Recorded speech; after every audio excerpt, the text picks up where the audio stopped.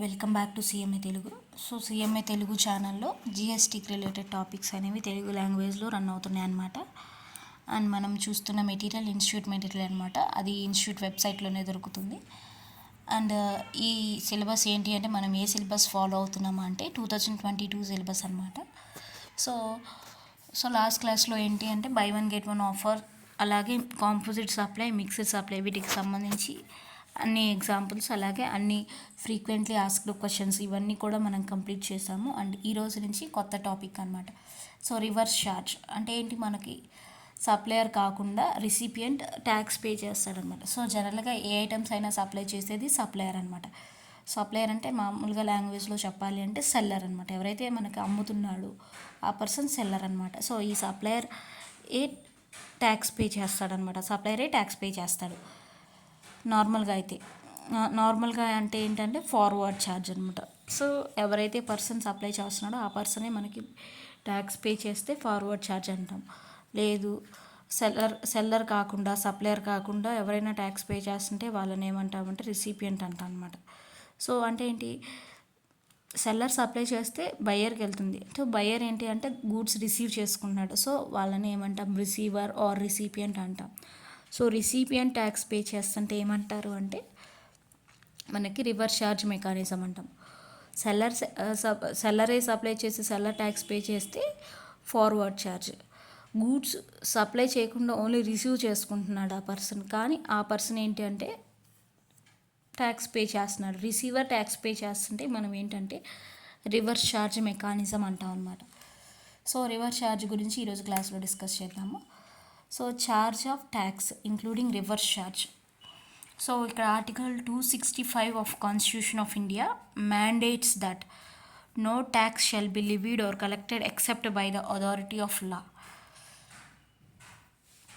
So ఎవరైతే ఇక్కడ tax levy చేయాలన్నా కలెక్ట్ చేయాలన్నా కానీ ఎవరైతే అథారిటీస్ ఉంటాయో, ట్యాక్స్ అథారిటీస్, ఇన్కమ్ ట్యాక్స్ అని, ఎవరైతే జిఎస్టీ అథారిటీస్ అని ఉంటాయో వాళ్ళే తప్పితే ఇంకెవరు కూడా లివీ చేయడానికి కలెక్ట్ చేయడానికి ఎవరికి లేదనమాట.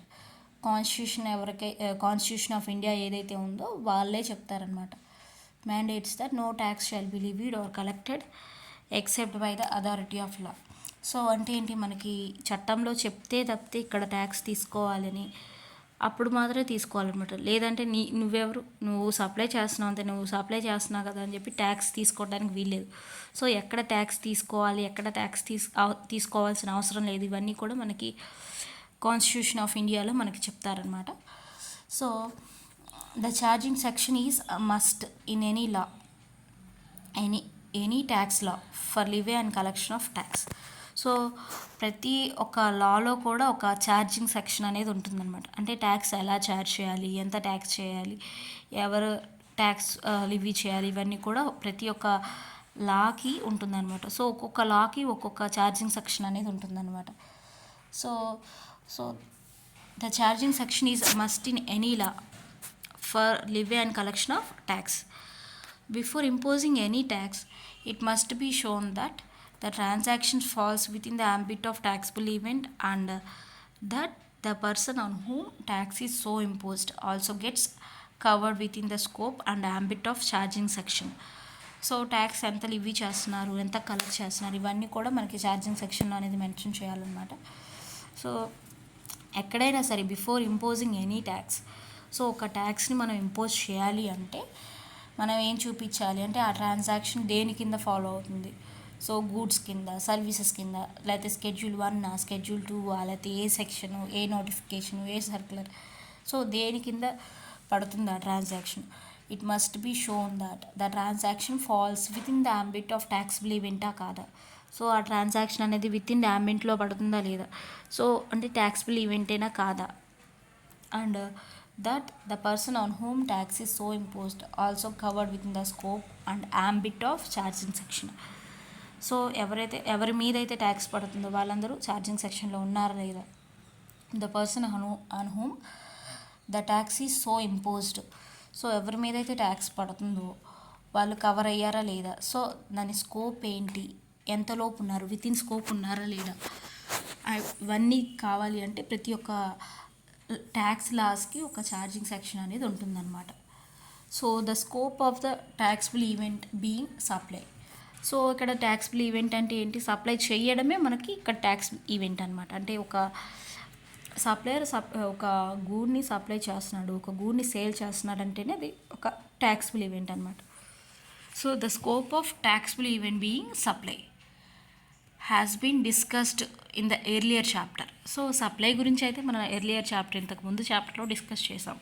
సో అసలు ట్యాక్సిబుల్ ఈవెంట్ అంటే ఏంటంటే, ఎప్పుడైతే ఒక ఐటమ్ని నువ్వు సేల్ చేస్తున్నావు, నీ దగ్గర ఉన్న ఐటమ్ని నువ్వు సేల్ చేస్తున్నావు, వేరే వాళ్ళకి సప్లై చేస్తున్నావు, అప్పుడే మనకి ట్యాక్సిబుల్ ఈవెంట్ అనేది అరైజ్ అవుతుంది అనమాట. సో సప్లై గురించి మాట్లాడుకోవట్లేదు. సప్లై గురించి ఇంతకుముందు చాప్టర్లోనే మనం మాట్లాడేసుకున్నాం అనమాట. సప్లై అంటే ఏంటి, సప్లై అంటే ఎలా ఉంటుంది, సో వాటిలో ఎన్ని రకాలు, సో ఎలా లివ్ చేస్తున్నాం, ఎలా కలెక్ట్ చేసి, ఇవన్నీ కూడా మనం లాస్ట్ క్లాస్లో అంటే ఇంతకు ముందు చాప్టర్లో మనం మాట్లాడుకున్నాం అన్నమాట. కానీ ఈ చాప్టర్లో మనం దేని గురించి మాట్లాడుకుంటున్నాము అంటే, this chapter will provide an insight into the chargeability of tax on a supply. So ప్రతి ఒక్క సప్లై జరిగినప్పుడు చార్జబిలిటీ ఎలా ఉండబోతుంది అని చెప్పి మాట్లాడుకోబోతున్నాను అనమాట. Section 9 is the charging provision of the cgst act. So ఇప్పుడు దాకా మాట్లాడుకున్నాం ప్రతి ఒక్క ట్యాక్స్ లాస్కి ఒక ఛార్జింగ్ సెక్షన్ ఉంటుంది అని. సో ఈ సెక్షన్ 9 అనేది మనకి cgst యాక్ట్కి సంబంధించి ఛార్జింగ్ సెక్షన్ అనమాట. This chapter will provide an insight into the chargeability of tax on a supply. Section 9 is the charging provision of the cgst act. It provides the maximum rate of tax that can be levied on supplies leviable to tax under this law. So ఈ charging section ఏంటంటే, ఎంత maximum tax rate ఉంటుంది, ఒక supply మీద ఎంత tax pay చేయాలి, ఇవన్నీ కూడా మనకి ఈ సెక్షన్ చెప్తుంది అనమాట. The manner of collection of tax and the person responsible for paying such tax. So ఏ మేనర్లో, ఏ పద్ధతిలో మనం ట్యాక్స్ కలెక్ట్ చేయాలి, అలాగే ఎలాగా ట్యాక్స్ పే చేయాలి, ఇవన్నీ కూడా మనకి ఛార్జింగ్ సెక్షన్ అనేది చెప్తుంది అనమాట. And the person responsible for paying such tax. So charge ఎలా లివీ చేయాలి, ఎలా కలెక్ట్ చేయాలి, ఎలా పే చేయించాలి ఆ పర్సన్ చేత, ఇవన్నీ కూడా మనకి ఈ సెక్షన్ చెప్తుంది అనమాట. There are 4 aspects of levy wise taxable event, tax rate, collection or levy. So ప్రతి ఒక్క ట్రాన్సాక్షన్లో కూడా మనకేంటి అంటే 4 ఉంటాయన్నమాట. ఛార్జ్ చేయాలి, ట్యాక్స్ అనేది ఛార్జ్ చేయాలి అంటే 4 చూసుకోవాలన్నమాట. ఫస్ట్ ట్యాక్సిబుల్ ఈవెంట్ అరైజ్ అయిందా లేదా, నెక్స్ట్ ట్యాక్స్ రేట్ ఎంత, అలాగే ట్యాక్స్ లివీ చేస్తుందంత, ట్యాక్స్ కలెక్ట్ చేస్తుందంత, ఈ 4 కూడా చూసుకోవాలన్నమాట. 4 ఆస్పెక్ట్స్ ఆఫ్ లివే ఏంటివి అంటే చూడండి, taxable event, tax rate, collection or levy, and the person liable to pay. And ఎవరైతే పే చేయాల్సి వస్తున్నారో వాళ్ళు అనమాట. ట్యాక్స్ ఎవరైతే పే చేయాలో వాళ్ళు అనమాట. లైబిలిటీ ఎవరి మీద ఉంటుందో వాళ్ళు. సో ఈ అన్ని ఆస్పెక్ట్స్, ఈ 4 ఆస్పెక్ట్స్ని సెక్షన్ 9 అనేది కవర్ చేస్తుంది అనమాట. cgst యాక్ట్లో సెక్షన్ 9 అనేది ఛార్జింగ్ సెక్షన్. అలాగే ఈ 4 ఆస్పెక్ట్స్ని కూడా సెక్షన్ 9 అనేది కవర్ చేస్తుంది. లివీ చేస్తుంది, కలెక్ట్ చేస్తుంది, అలాగే ట్యాక్సిబుల్ ఈవెంట్ ఉందా లేదా చూస్తుంది, అలాగే ట్యాక్స్ రేట్ ఎంత కూడా చూస్తుంది. సెక్షన్ 9 ఇవన్నీ కూడా చేస్తుంది అనమాట. Section 9 of the cgst act covers all these aspects. So ఈ సెక్షన్ 9లో మనకి ఏమేమి ఆస్పెక్ట్స్ కవర్ అయినాయి అనేది చూద్దాం. సెక్షన్ 9 ఇక్కడ ఒక ఫ్లో చార్ట్ ఇచ్చాడు చూడండి. Section 9 class 1, section 9 clause 2, section 9 clause 3, section 9 clause 4, section 9 class 5. So ఫస్ట్ది వచ్చేసరికి సెక్షన్ 9 క్లాస్ 1. సో క్లాస్ 1 ఏంటి అంటే forward charge. So forward charge అంటే ఏమిటంటే ఇప్పుడే మాట్లాడుకున్నాము. ఒక సప్లై జరిగినప్పుడు సప్లయర్ సేల్ చేసినప్పుడు ట్యాక్సిబుల్ ఈవెంట్ అనేది హ్యాపెండ్ అయిందనమాట. అంటే సప్లై జరిగినప్పుడే మనకి ట్యాక్సిబుల్ ఈవెంట్ అనేది జరుగుతుంది. ఇక్కడ ట్యాక్స్ ఎవరు పే చేయాలి అంటే సప్లయరే పే చేస్తాడు అనమాట ఫార్వర్డ్ ఛార్జ్లో. Next section 9 clause 2 GST not levied. So GST not levied అంటే జిఎస్టీ పే చేయాల్సిన అవసరం లేదు ఇక్కడ అని చెప్తున్నారు. అంటే నెగటివ్ లిస్ట్ అయి ఉండొచ్చు, స్కెడ్యూల్ 3 అయి ఉండొచ్చు, అలా అనమాట. Next section 9 clause 3. Section 9 clause 3 అంటే రివర్స్ ఛార్జ్. సో ఇది కూడా మనం ఇప్పుడే మాట్లాడుకున్నాం అనమాట. సప్లయర్ ట్యాక్స్ పే చేస్తేనేమో ఒక ట్రాన్సాక్షన్లో సెల్లరు బయ్యరు ఇద్దరు ఉంటారు. సో సెల్లర్ బయ్యర్కి పంపిస్తాడు, బయ్యర్ రిసీవర్ అవుతాడు, సెల్లర్ ఏమో సప్లయర్ అవుతాడు అనమాట. సో బయ్యర్ రిసీవర్ కాబట్టి అతన్ని ఏమంటాం, రిసిపియంట్ అంటాం. సో రిసీవర్ ఆర్ రిసిపియంట్ రెండు అంటాం అనమాట. రిసీవర్ పే చేయొచ్చు లేదా రిసిపియంట్ పే చేయొచ్చు, ఇలా కూడా అంటాం అనమాట. ఒక ట్రాన్సాక్షన్లో సెల్లర్నేమో సప్లయర్, బయ్యర్నేమో రిసిపియంట్ అంటాం. ఈ సెల్లర్ బయ్యర్కి సప్లై చేస్తే ఏమవుతుందంటే మనకి సప్లై జరిగినట్టు అనమాట, ట్యాక్సిబుల్ ఈవెంట్ అనేది హ్యాపెండ్ అయినట్టు. సో ఇక్కడ సప్లయరే ట్యాక్స్ పే చేస్తే అది ఫార్వర్డ్ ఛార్జ్ అవుతుంది. సో సప్లయర్ ట్యాక్స్ పే చేయట్లేదంటే ఎవరు పే చేయాలి, రిసిపియంట్ ట్యాక్స్ పే చేయాలి ఆ ట్రాన్సాక్షన్లో.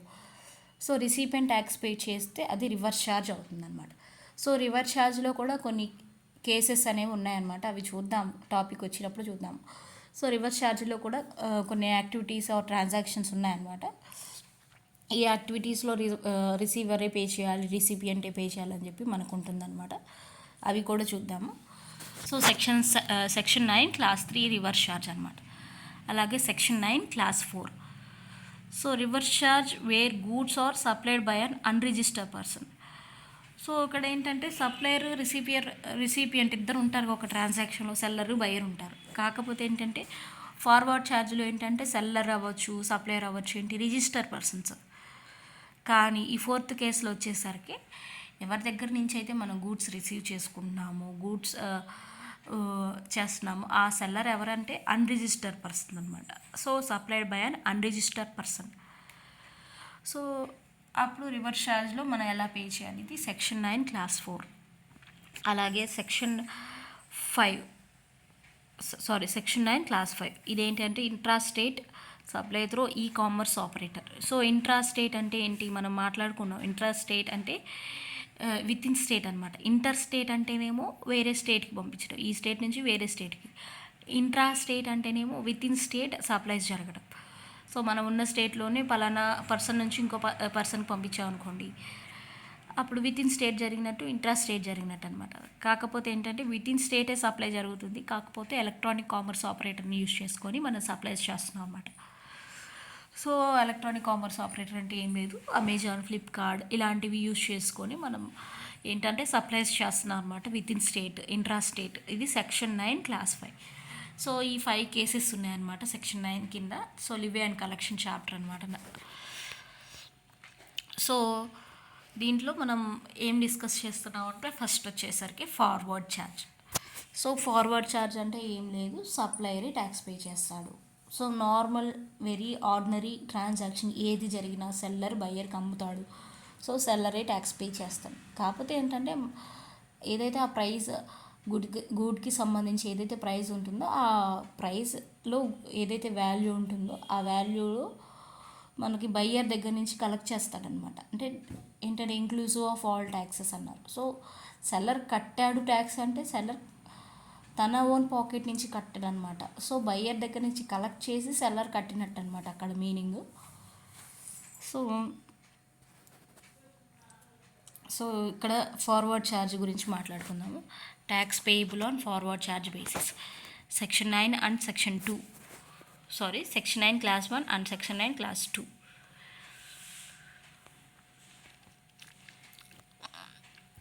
A tax called the central goods and service tax shall be levied on all intrastate supplies of goods or services or both, except on the supply of alcoholic liquor for human consumption. So first GST గురించి definition మాట్లాడుకున్నప్పుడే మనం మాట్లాడుకున్నాం.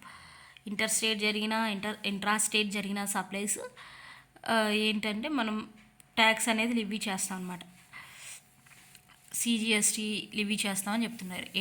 ఏ tax call the central goods and service tax shall be levied అంటే ఏంటి, cgst levy చేస్తారనమాట on.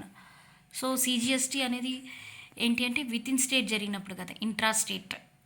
So intrastate supplies జరిగినప్పుడు మనకి cgst levy చేస్తాం కదా. cgst అంటే central goods and service tax shall be levied on all intrastate supplies.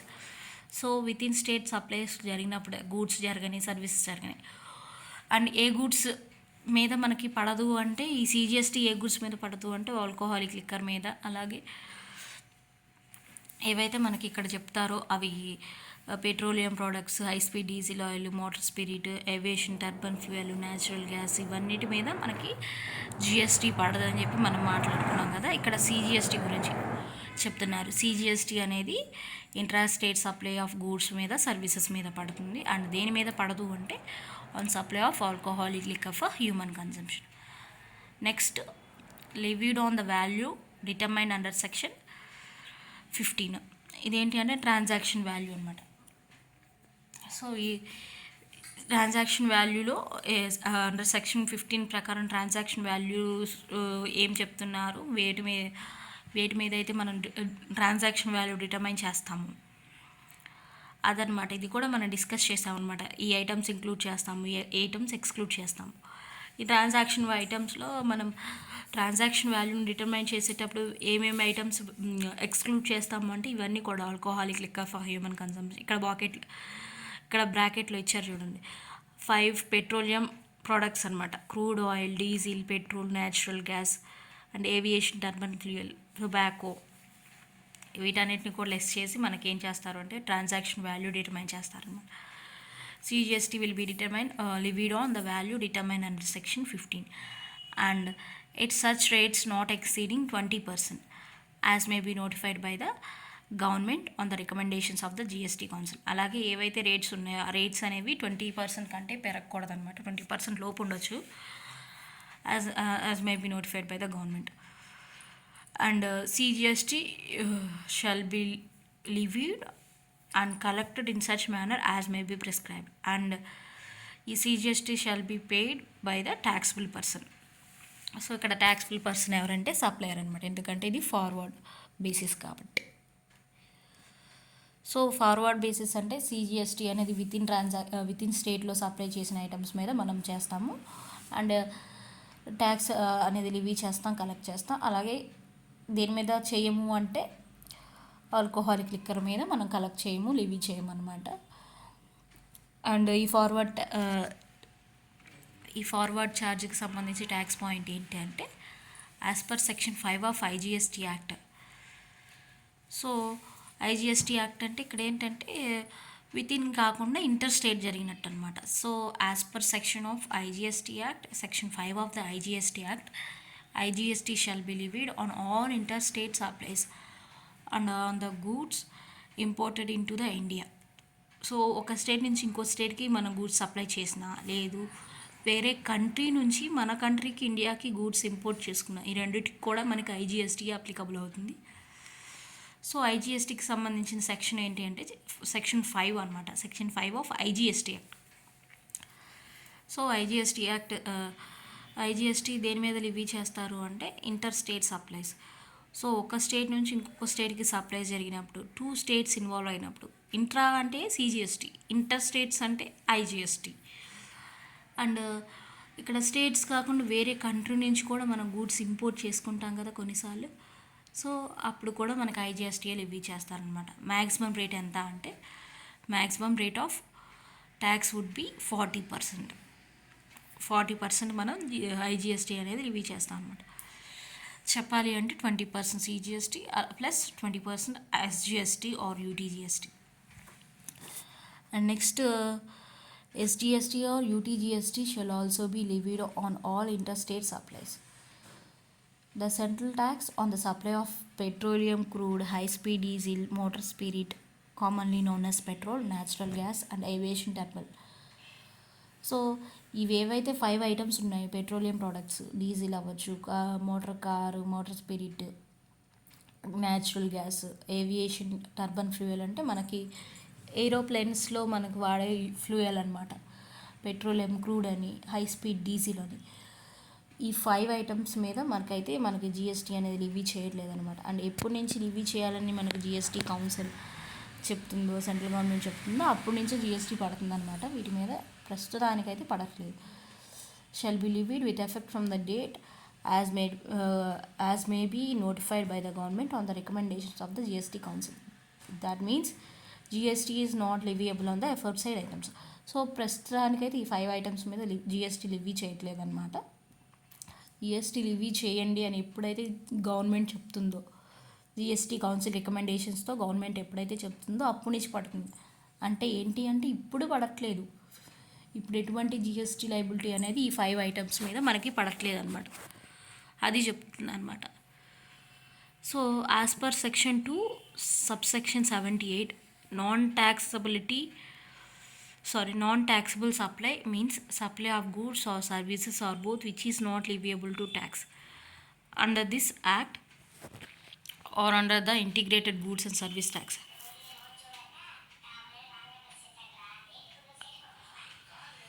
So ఇక్కడ ఏం చెప్తున్నారంటే సెక్షన్ 2 క్లాస్ 78లో ఏం చెప్తున్నారు అంటే నాన్ ట్యాక్సిబుల్ సప్లై అంటే ఏంటి అంటే వాటి మీద మనకి జిఎస్టీ పడదు అని చెప్తున్నారు అనమాట, వాటి మీద ఎటువంటి ట్యాక్స్ లివీ చేయము అని చెప్తున్నారు. నాన్ ట్యాక్సిబుల్ సప్లై, ఆ సప్లైస్ ఏవైతే ఉన్నాయో అవి ట్యాక్సిబుల్ కావు అని చెప్తున్నారు అనమాట. ఐజిఎస్టీ యాక్ట్లో అయినా సరే అంతే, సిజిఎస్టీ యాక్ట్లో అయినా సరే అంతే అనమాట.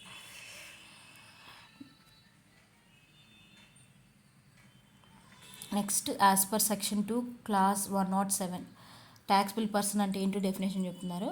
Means a person who is registered or liable to be registered under section 22 or section 24. So మనకి కంపల్సరీ రిజిస్ట్రేషన్ అని ఉంటుంది, లేదంటే వాలంటరీ రిజిస్ట్రేషన్ అనేది ఉంటుంది అనమాట. సో సెక్షన్ 2 సబ్సెక్షన్ 107లో ఏం చెప్తున్నారంటే ట్యాక్సిబుల్ పర్సన్ అంటే ఎవరు అంటే ఎవరైతే జిఎస్టీ కింద రిజిస్ట్రేషన్ తీసుకుంటారో వాళ్ళు ట్యాక్సిబుల్ పర్సన్ అనమాట.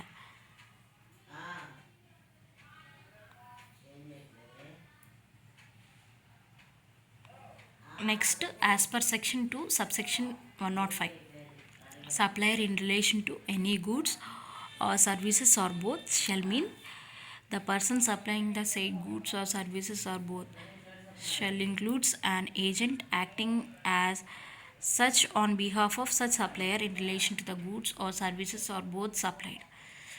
సో మనకి గూడ్స్ అంటే ఏంటి, సర్వీసెస్ అంటే ఏంటి అనేది ఇక్కడ సెక్షన్ 2 subsection 105లో చెప్తున్నారు అనమాట. సో సప్లయర్ అంటే ఏంటి అంటే supplier in relation to any goods or services shall mean the person supplying the said goods. So ఏవైతే గూడ్స్ ఉన్నాయో, ఏవైతే సర్వీసెస్ ఉన్నాయో ఆ గూడ్స్ని సప్లై చేసే పర్సన్ ఎవరైతే ఉన్నారో ఆ పర్సన్ని సప్లయర్ అంటామని చెప్తున్నారు. సో ఎవరైతే గూడ్స్ సప్లై చేస్తున్నారో, ఎవరైతే సర్వీసెస్ సప్లై చేస్తున్నారో వాళ్ళని సప్లయర్ అంటారు. చూడండి, supplier in relation to goods or any services shall mean the person supplying the said goods or services or both shall include an agent. So ఇక్కడ supplier అంటే agent కూడా అయి ఉండొచ్చు అనమాట. Supplier shall include an agent acting such on behalf of such supplier in relation to the goods or services or both supplied. Next, so 2 clause 107లో మనం ఏం నేర్చుకున్నాం, ట్యాక్సిబుల్ పర్సన్ గురించి. అలాగే 2 క్లాస్ 105లో ఏం నేర్చుకున్నాం అంటే సప్లయర్ గురించి. ఎవరైతే గూడ్స్ని సర్వీసెస్ని సప్లై చేస్తాడో ఆ పర్సన్ని మనం సప్లయర్ అంటాము. So supplier may be agent అనమాట, agent on behalf of supplier. So వీళ్ళని మనం సప్లయర్ అన్నాం అని నేర్చుకున్నాము. ట్యాక్సిబుల్ పర్సన్, సప్లయర్ గురించి నేర్చుకున్నాం. Next section 2 class 108. సో దీంట్లో ఏంటంటే ట్యాక్సిబుల్ సప్లై అంటే ఏంటనేది చూద్దాము. So taxable supply means supply of goods or services or both which is leviable to tax under this act. ఏదైతే సిజిఎస్టీ యాక్ట్ ఉందో, ఏదైతే ఐజిఎస్టీ యాక్ట్ ఉందో, ఈ యాక్ట్ ప్రకారం ట్యాక్సిబుల్ సప్లై ఏంటి అంటే ట్యాక్సిబుల్ గూడ్స్ మీద మనం లివీ చేసేదన్నమాట. ఏవైతే ట్యాక్సిబుల్ గూడ్స్ ఉంటాయో means supply of goods or services or both which is liable to tax under this act. So అంటే ట్యాక్సిబుల్ గూడ్స్ మీద, ట్యాక్సిబుల్ సర్వీసెస్ మీద లివీ చేసేదాన్ని ట్యాక్సిబుల్ సప్లై అంటాం అనమాట. Next GST acts extend to. So ఇక్కడ ఏంటంటే scope of GST act గురించి చెప్తున్నారు. సో ఇంతకుముందు ఏంటంటే కొన్ని యాక్ట్ ఏంటంటే ఎక్సెప్ట్ జమ్మూ అండ్ కాశ్మీర్ అంటారు కదా, ఇక్కడ అలా ఏం లేదనమాట. GST extends to whole of India including Jammu and Kashmir అనమాట. జమ్మూ అండ్ కాశ్మీర్ సపరేట్ చేయడానికి లేదనమాట. జిఎస్టీ యాక్ట్ ఏదైతే ఉందో అది extend to whole of India. As per section 2 class 56 India means. So India ఏంటి అంటే హోల్ ఇండియాకి మనకి జిఎస్టీ పడుతుంది అని చెప్తున్నారు అనమాట. జిఎస్టీ మొత్తం ఇండియాకు ఉందని చెప్తున్నారు. అసలు ఇండియా అంటే ఏంటి అంటే India means the territory of India as referred to in Article 1 of the Constitution. Its territorial waters, seabed and subsoil underlying such waters, continental shelf, exclusive economic zone or any other maritime zone as referred to in the territorial waters, continental shelves, exclusive economic zone and other maritime zones act 1976. The airspace above its territory and territorial waters. So India అంటే ఇవన్నీ కూడా అనమాట, ఏవైతే see bed ఉందో, ఏవైతే territorial waters ఉన్నాయో, అలాగే ఏవైతే కాంటినెంటల్ షెల్ఫ్స్ అని, ఎక్స్క్లూజివ్ ఎకనామిక్ జోన్స్ అని ఇవన్నీ ఉన్నాయో వీటన్నిటిని కలిపితేనే ఇండియా అంటారనమాట. సో టెరిటోరియల్ వాటర్స్ అంటే ఏమి ఇచ్చారంటే కింద చూడండి, refer to the customs law discussed in later part of the study material. So మనకి ఏంటంటే మనకి చివరిలో మనం మాట్లాడుకుంటాం అనమాట. సో టెరిటోరియల్ వాటర్స్ అంటే ఏంటి అనేది. సో ఇక్కడ rate of GST. So GST కింద రేట్స్ ఏమున్నాయి, ట్యాక్స్ రేట్స్ అంటే GST rates for various goods, GST rates for various services. So మనకి నార్మల్గా ఎంత 9%, 18% ఇలా చెప్తున్నాం కదా. సో ఈ ట్యాక్స్ రేట్స్ అనేవి ఎలా ఉంటాయి అంటే చూడండి, జిఎస్టీ రేట్స్ ఫర్ వేరియస్ గూడ్స్కి అయితేనేమో 0.25%, 3%, 5%, 12%, 18%, 28%. ఇవి గూడ్స్కి సంబంధించిన ట్యాక్స్ రేట్స్. అలాగే GST rates for various services. So సర్వీసెస్కి సంబంధించి ట్యాక్స్ రేట్స్ ఏంటి అంటే 1.5%, 5%, 7.5%, 12%, 18%, 28%. ఇవన్నీ కూడా ఏంటంటే సర్వీసెస్కి సంబంధించిన ట్యాక్స్ రేట్స్ అన్నమాట. So goods rates separate, services rates separate అన్నమాట. So tax point, these rates are IGST rates, combined rate of CGST and SGST. So ఈ రేట్స్ ఏంటివి అంటే ఐజిఎస్టీ ట్యాక్స్ రేట్స్ అనమాట. సో ఇప్పుడు 3% ఉందనుకోండి, 1.5% సిజిఎస్టీ, అలాగే 1.5% ఎస్జిఎస్టీ, అలాగే 2.5% సిజిఎస్టీ, 2.5% ఎస్జిఎస్టీ చేస్తే 5%, 6% సిజిఎస్టీ, 6% ఎస్జిఎస్టీ చేశారనుకోండి అప్పుడు 5% వస్తుంది. ఇక్కడ ఇచ్చిన రేట్స్ ఏవైతే ఉన్నాయో ఇవి ఐజిఎస్టీకి సంబంధించిన ట్యాక్స్ రేట్స్. అంటే ఎప్పుడైతే ఇంటర్ స్టేట్ సప్లై జరుగుతున్నాయో, గూడ్స్కి సంబంధించి జరుగుతుంటే 0.25, 3, 5, 12, 18, 28 ఇవి వేస్తాం. లేదు ఇంటర్ స్టేట్ జరగట్లా, విత్ ఇన్ స్టేటే జరిగింది అనుకుంటూ 1.5%, 1.5% ఇలా వేస్తే 3 వస్తుంది. 2.5% సిజిఎస్టీ, 2.5% ఎస్జిఎస్టీ వేస్తేనేమో మనకి 5%, 6% సిజిఎస్టీ, 6% ఎస్జిఎస్టీ వేస్తే మనకి 12% వస్తుంది. అలాగే సిజిఎస్టీ 9%, ఎస్జిఎస్టీ 9% వేస్తే మనకి 18% వస్తుంది. అలాగే 14% సిజిఎస్టీ, 14% ఎస్జిఎస్టీ వేస్తే మనకి 28 వస్తుంది. సో ఏంటంటే 2 ఈక్వల్ పార్ట్స్ చేస్తాం అనమాట. ఈ రేట్ ఏదైతే ఉందో 2 ఈక్వల్ పార్ట్స్ చేస్తాం. 12 ఉందనుకోండి, 6 + 6, సో 6 ఏమో సిజిఎస్టీకి, 6 ఏమో ఎస్జిఎస్టీకి. ఇక్కడ అదే చెప్తున్నారు tax point. These rates are IGST rates, combined rate of CGST and SGST అనమాట. Where services being not covered under any specific heading shall be taxable at the rate 18%. So ఇంకే heading కింద కూడా ఏ service కూడా మనకి పడలేదన్నమాట. So కొన్ని headings ఉంటాయి కదా, అంటే ఒక్కో హెడ్డింగ్కి ఒక్కొక్క ట్యాక్స్ రేట్ అని ఉంది. సో ఏ హెడ్డింగ్లోనూ పడలేదనుకోండి, అప్పుడు మనం ఏంటంటే ఆ సర్వీస్కి ఏమైనా వేస్తాము ట్యాక్స్ రేట్ అంటే at the rate 18%. Item wise applicable rate of GST are provided at portal of CBIC. So మనకి సిబిఐసి ఏదైతే పోర్టల్ ఉంటుందో ఆన్లైన్లో, ఆ పోర్టల్లో ప్రతి ఒక్క ఐటమ్కి ప్రతి ఒక్క జిఎస్టీ రేట్ సపరేట్గా అప్లికబుల్ రేట్ ఎంత అని చెప్పి మనకి మెన్షన్ చేశారనమాట. కావాలనుకుంటే మీరు వెళ్ళి సిబిఐసి పోర్టల్లో జిఎస్టీ రేట్స్ ఎంత ఉన్నాయి, అప్లికబుల్ రేట్స్ అనేవి చెక్ చేసుకోవచ్చు అనమాట. సో ఇది అనమాట total topic relating to forward charge. Forward charge అంటే ఏం లేదు, ఏదైతే మనకి with in state CGST, SGST, inter state అనుకోండి ఐజిఎస్టీ. సో ఎవరు సప్లై చేయాలి, ట్యాక్స్బుల్ పర్సన్. ఏ ఐటమ్స్ సప్లై చేయాలి, ట్యాక్స్బుల్ సప్లైస్. సో ఇవన్నీ అన్నమాట. చూడండి, ట్యాక్స్ సప్లై చేయాలి, ట్యాక్స్బుల్ సప్లై, అలాగే ట్యాక్స్బుల్ పర్సన్ అనమాట. అండ్ జిఎస్టీ అనేది హోల్ ఆఫ్ ఇండియాకి మనకు అప్లికబుల్ అనమాట. సో ఇది అనమాట ఫార్వర్డ్ ఛార్జ్కి సంబంధించి.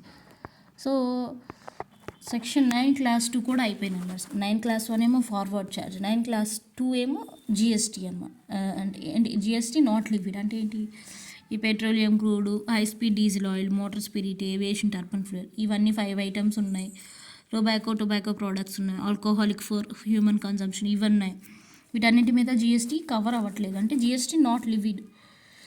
సో ఈ 2 పాయింట్స్ కూడా, ఫస్ట్ పాయింట్ సెక్షన్ 9 క్లాస్ 1 అయిపోయింది, 9 క్లాస్ 2 అయిపోయింది. సో అదనమాట forward charge tax payable on forward charge basis section 9 class 1 and 9 clause 2.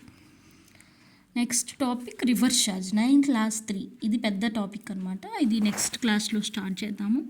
And ఈరోజు క్లాస్ ఇక్కడితో నేను చేస్తున్నాను. Thanks for watching. Please like చేయండి, షేర్ చేయండి, సబ్స్క్రైబ్ చేయండి అవర్ ఛానల్ సిఎంఏ తెలుగు.